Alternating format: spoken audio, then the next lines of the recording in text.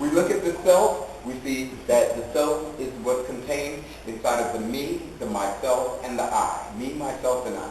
Right? That's why when we talk about the self, we talk about our self-esteem, we talk about our self-worth, and now we're going to do a self-analysis or evaluation, right? We look at the self and we see that we're internal beings that has a physical exterior that houses another internal part of ourselves called the soul, right? These are internal. The mind, even though the brain is where they say the mind is, the mind itself or the mind is not something that they can remove. They can take out the brain, but the mind is not the brain. The mind is separate from the brain. The mind is the process that the brain goes through called thinking. Does that make sense?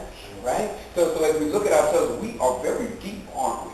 Right? We are very complicated beings. We are not simple structures at all. They say a Big Bang theory of, wow, if a bang made me, who's lit the fuse?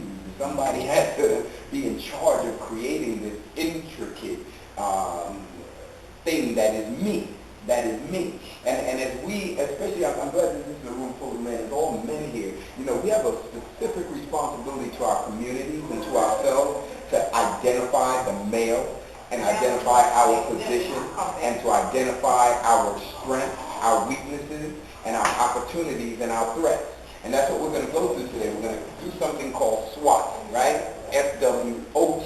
Not like SWAT, the TV show they used to be on, or SWAT team, or SWAT, the movie that just came out. But we're going to do something that came out, that was like 6 years ago.